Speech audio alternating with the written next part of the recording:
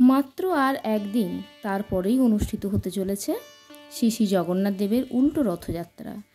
আর রথযাত্রা মানেই আমাদের সবার আগে মাথায় আসে পুরীর জগন্নাথ দেবের রথযাত্রা। তো সেই জন্য আজকে জিয়া সিংহ ব্লগে পুরী নিয়েই কিছু আলোচনা করব। তো আজ ভিডিওর আলোচনার বিষয়বস্তু হলো পুরীর আত্মকথা। যদি ভিডিওটির আলোচনা ভালো লাগে আপনারা অবশ্যই কমেন্টে লিখুন জয় জগন্নাথ।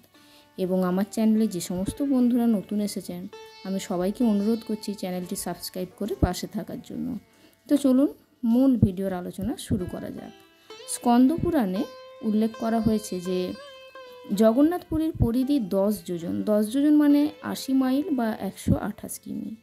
তো 10 যোজন অবধি বিস্তৃত এবং বালুকাময় ভূভাগ দ্বারা পরিবেষ্টিত। এই স্থান উড্রদেশ বা উড়িষ্যা নামেও খ্যাত। শাস্ত্রে উৎকল দেশকে এই গ্রহের পবিত্রতম স্থান বলে বর্ণনা করা হয়েছে। ব্রহ্মাণ্ড পুরাণে বলা হয়েছে বর্ষানাং ভারত শ্রেষ্ঠ দেশানাং উৎকল স্মৃত উৎকলস্য সমদেশ দেশো নাস্তি মহিতলে। অর্থাৎ সমস্ত বর্ষসমূহের মধ্যে ভারতবর্ষ শ্রেষ্ঠ, সমস্ত দেশের মধ্যে উৎকল দেশ বা উড়িষ্যা শ্রেষ্ঠ। এই গ্রহে উৎকল দেশ বা উড়িষ্যার মতো অন্য কোনো দেশ নেই। তাই আজ চেষ্টা করব আপনাদের এই পবিত্র ভূমি উড়িষ্যার সম্পর্কে ধারাবাহিকভাবে কিছু জানানো, যেখানে স্বয়ং ভগবান শ্রী জগন্নাথ দেব অবস্থান করছেন। তার মহিমা লীলা যতগুলো মন্দির আছে বা এই পবিত্র ধাম সম্পর্কে বিস্তারিত আপনাদের সামনে তুলে ধরব। আজ আলোচনা করব অষ্টমহাবীর অষ্টশম্ভুর সাথে সাথে অষ্টমহাবীর হনুমান পুরীর ধাম রক্ষায় নিয়োজিত রয়েছেন। এই মহাবীরগণ হচ্ছেন সিদ্ধ মহাবীর, দরিয়া মহাবীর, কানপাতা মহাবীর, বর্গী হনুমান, মন্ত্রী মহাবীর, পঞ্চমুখী মহাবীর, ফতে মহাবীর এবং শিরুলি মহাবীর। শ্রীমন্দিরের সুরক্ষার জন্য হনুমান মন্দিরের চারপাশে পাহারা দিচ্ছেন। সিংহদ্বারে জগন্নাথ মন্দিরের প্রধান প্রবেশপথ ও পূর্বদ্বারে রয়েছেন ফতে হনুমান, পশ্চিম দ্বারে রয়েছেন বীর বিক্রম হনুমান, উত্তর দ্বারে রয়েছেন তপস্বী হনুমান এবং দক্ষিণ দ্বারে রয়েছেন কানপাতা হনুমান ও বড় ভাই হনুমান।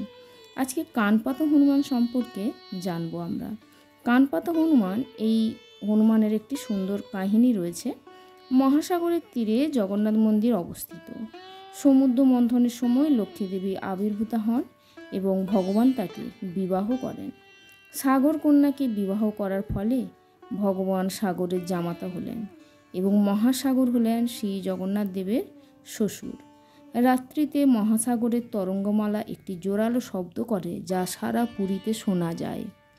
একসময় এই তরঙ্গ শব্দ শ্রী জগন্নাথ দেবের মন্দিরে প্রবেশ করে এবং জগন্নাথের নিদ্রায় বিঘ্ন সৃষ্টি করে।